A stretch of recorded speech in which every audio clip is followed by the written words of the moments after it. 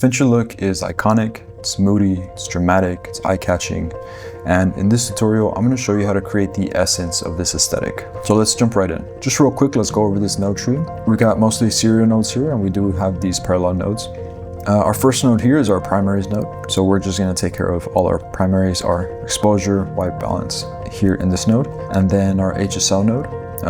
Later on, I'll show you what we're going to use this for. And then our skin tones node. And this pretty much makes up our secondary section. And then we have our look development section, which is these 4 nodes here. This is what we're going to use to create the look. We have a LUT node. I'm going to show you how to create this look without a LUT.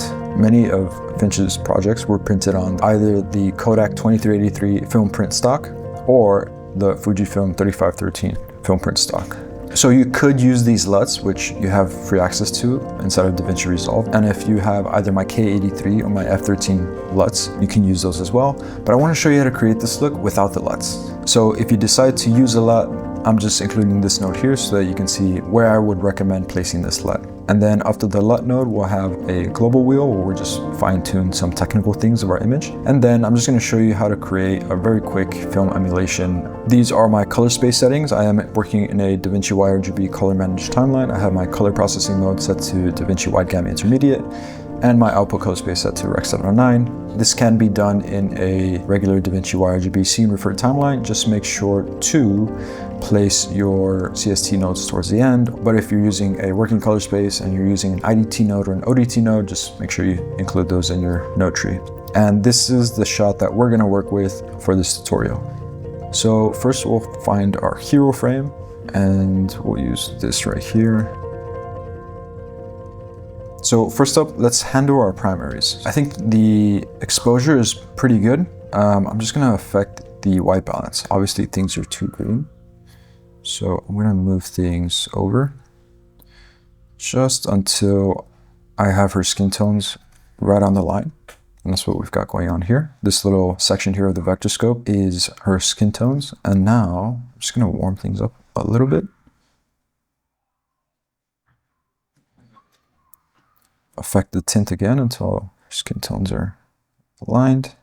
And that's good there. I don't need to adjust my saturation. I think the saturation, which the color management gives me, is good enough for me. Usually for my primaries, I don't feel I need to adjust it anymore. And so as part of my process, I typically leave that as part of my look development. In our HSL node, all I'm gonna do is add some density, and you can do that very beautifully and very easily just by coming over here to the density control and the color slice tool.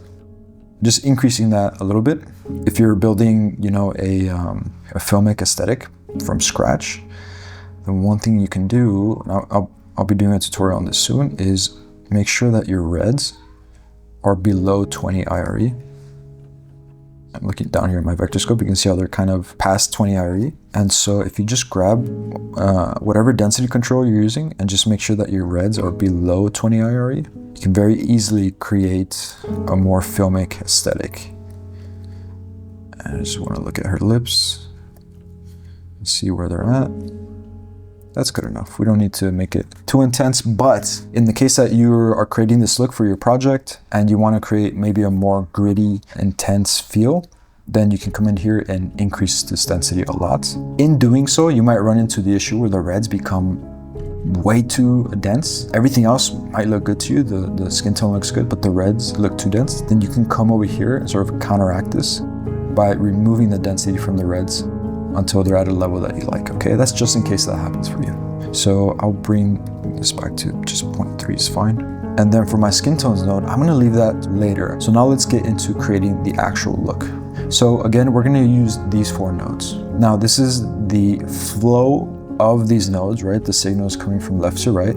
But I wanna just quickly rearrange these nodes so that you can see the actual order of operations that we're gonna take to create this look, okay? So here we have our bleach bypass node, then we have our bleach bypass adjustment node, and then we're gonna create our tone, and then we're going to affect that tone, or rather I'm going to show you how you can affect that tone if you decide that's something that you need to do for your shot, okay? Look development can be sort of distilled into 2 things: look contrast and look color. In our 4 nodes here, this makes up our look contrast and this makes up our look color, okay? Now, in our look contrast, Bleach bypass is basically a contrast adjustment. Okay, what this is going to do is it's going to add that really strong, gritty, high contrast effect. And here's a very simple way to do it. You're going to come over to your primaries palette, or you could use your HDR palette as well, and you're going to desaturate the image completely. And then you're going to right click on the node, go down to composite mode, and set it to overlay. Now you can see that this contrast is very intense, right? And it's very reminiscent of that high contrast look that you see in Fincher projects. It's not always the case, right? But many times it is. Now that we've done that, we have our bleach bypass adjustment node coming to our contrast, either in the primaries wheel or in the HDR palette. I always prefer to use the contrast adjustment in the HDR palette. I'm going to grab the contrast. I'm just going to bring it down. And you can think of this node as like almost like an opacity for this contrast. If this node is crushing our image, right, it's pushing things up and down, then this node is sort of recovering some detail. We still have a lot of contrast going on. It's just opening it up. And I'm just gonna go until, I'm still pushed. I'm actually gonna come over here and decolorize my waveform. And so we can really have things crushed down here, but I like to crush things above 0 IRE. So I'm gonna bring it up right here. And we don't have to worry too much about being technically legal because we can always fix that later on, and I'll show you how to do that very easily. I'm liking this contrast amount, right? The image is looking nice and gritty. And the reason why we have these two nodes flowing this way is because at this point in the node tree, we have access to more information after this node, like things get pretty hectic. And so I always just try and prefer, and I think it's good practice to try and, whenever you can, affect the image wherever you have more flexibility, okay? So that's why I have my adjustment node before this actual intense contrast adjustment. So we've got our contrast adjustment. Actually, come back here, just a little bit more. And now we're going to create that Fincher yellow. In our tone node here, we're going to come over to the HDR palette, and under the global wheel, we're going to go to the x-axis and we're going to push it towards yellow. And I'm going to leave it at -0.03. And that is creating, I would say, 80 to 90% of our look, right? We're not done creating this look, but we've already taken the shot into that Fincher world. Creating this tone can be this simple as just pushing the entire image into yellow, right? And you could just grab the temperature slider in the global wheel and warm it up, and then use green to bring it back down towards yellow.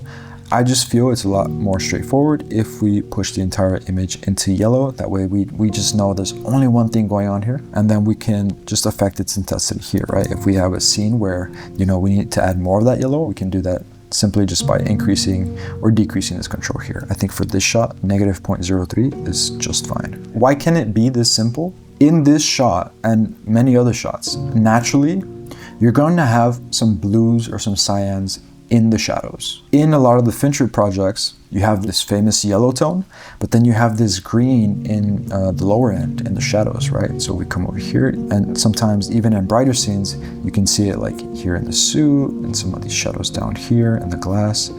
And in scenes that are green, it's this same sort of green that you see here, right? We'll go to another scene, right? It's like these little touches of green in the shadows and occasionally in the midtones, right? And occasionally like really bold and part of the actual scene, right? Here's one scene where we've got this nice tone somewhere in between this Fincher yellow and this green. And so our shots have blue or cyan in the shadows, and in the context of our color wheel here, what happens when you grab those blues and those cyans and just push them to the left? Well, they become green. Our highlights are given that beautiful yellow color, and then naturally, without having to do a split tone with our curves, we just get that green color in the shadows. So I want to show you something real quick. And I'm selecting Shift H to give me this viewer, and then I'm going to open up my gallery. And I've got this folder here loaded up with a bunch of shots from different Fincher projects. And what I'm going to do is, on my keyboard, it's W, but what you can also do is come up here and select the split screen function, come down to the drop-down menu, and then select selected still images, okay? I'm just going to grab all these shots in here that are very clearly living in that Fincher yellow aesthetic, okay? And then I'm going to hide this real quick. And I'm going to pull up my vectorscope.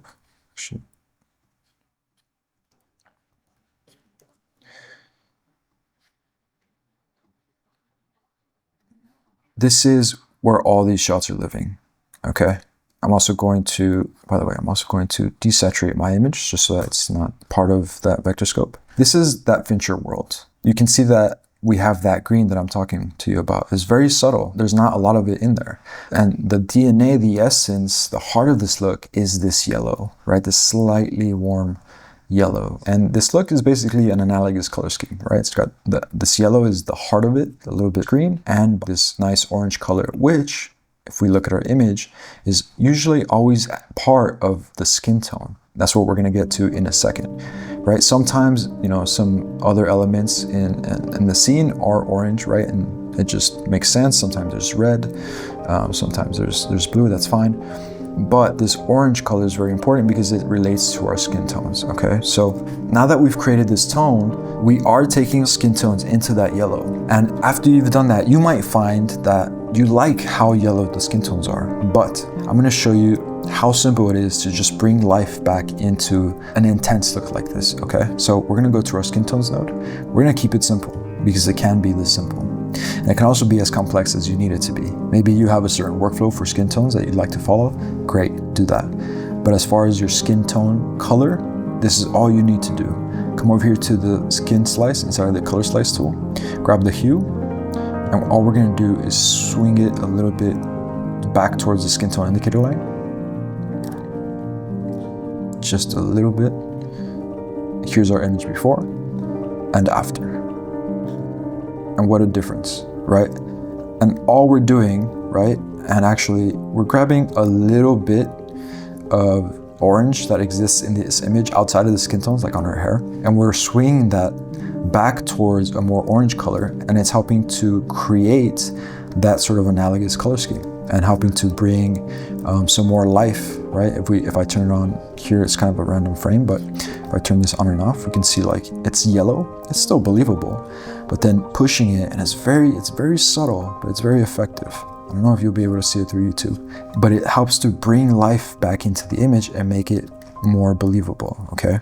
We're adding blood back into her cheeks, into her nose, and it makes her look more human and less, you know, oh, there's this clear digital color cast over our subject here. I will say just keep it to the left of the skin tone indicator line. The more a color grade is sort of isolated in one color, any slight deviation will be more pronounced. So your skin tones don't need to be technically on the skin tone indicator line. They just need to swing a little bit that way, and they'll actually translate because of color relativity as actual true skin tone. And I'm liking that right there. From here, let's go over just what this tone bias node is for. If you wanted to make this Fincher look warmer or cooler, or in the context of a Fincher look, greener, you can do that by either grabbing the temperature slider and affecting that, or using the y-axis. And if you notice, the image behaves a little differently, and actually I think you might find it more useful to use the y-axis. Yes, I'll swing this around. Take a look over at the vectorscope and see how all the color is behaving, right? It's going straight up and down. You can use both, but they will give you a slightly different effect. I don't feel I need to adjust the tone, so I'm just gonna reset this. I'm liking where this is at.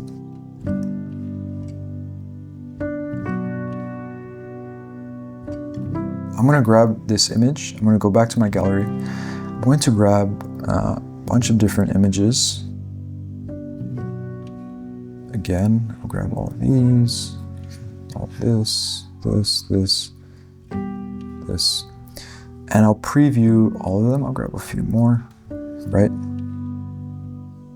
And so we have our image up here on the top left, and you can see that we're living in this world. It's not one for one with any of the shots. That's not what we're trying to do. What we're trying to do is live in that world, and we've done that very easily.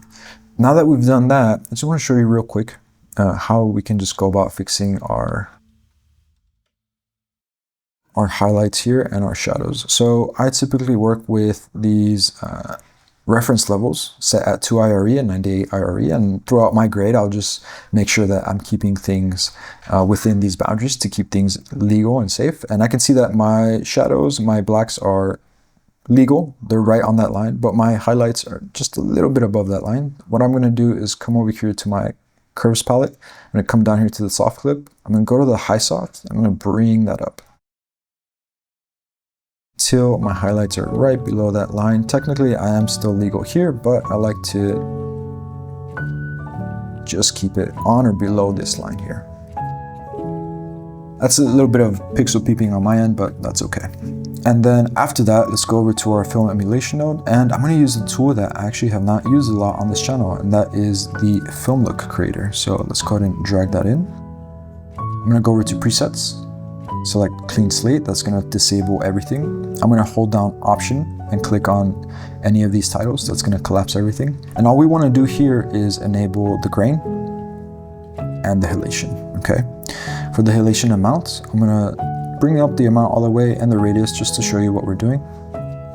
The halation effect that this film look creator creates is very nice, actually. The only thing I would want to do is slightly warm it up a little bit to create more of that analogous scheme, but I want to keep it to the left. I don't want to warm it up all the way. I don't want stuff to be red so much, so I just want to keep it a little bit to the left of that skin tone indicator line, just so it's still living sort of in that closer to yellow world. And then I'll reset the radius and the amount, and I'll leave that as is. And then for your shot, if you decide you want a slightly more filmic image, then you can just come in here and increase the amount, okay? And I might just leave that there. Maybe decrease it a little bit more. After that, we'll come over here to the grain, making sure that the 35mm preset is selected. We're gonna come over here to image defocus. We're going to turn it up all the way so that it turns off. What this is doing is basically adding a blur to the image, which is characteristic of film looks. So you can leave that on a little bit if you want some of that soft film texture, but I'm actually going to remove it. I prefer a little bit more sharpness. And then I'm also going to desaturate that grain. And here's our image before and after. And now it's giving us a very simple but pretty nice, good looking filmic texture. Once you've done that, you can go back. If you decide you want it more gritty, you want more contrast, again, you could do that here in the bleach bypass adjustment node and affect the contrast. If you want to increase the intensity of this yellow look, you can come back to the tone node and increase that yellow or decrease as needed. Depending on how you affect that yellow tone, you may need to affect the skin tones a little bit more. And then if you want to warm up or cool down, or rather make your Fincher look more yellow or more green, depending on what kind of a Fincher aesthetic, right? Because sometimes the Fincher aesthetic is, you know, this sort of, these green scenes, right? This is the Fincher world as well, right? And if we take a look at a vectorscope, like, we just want to line things up more or less. We don't need to match one for one. If you want to do that in the tone bias, you can do that here. And then always remember to fix up your skin tone so that your look looks believable. This is my first tutorial of this year. Happy New Year to all of you guys. If you have any questions on this look, about anything I did here, let me know in the comments and I'll do my best to help you out. As always, guys, thank you for watching.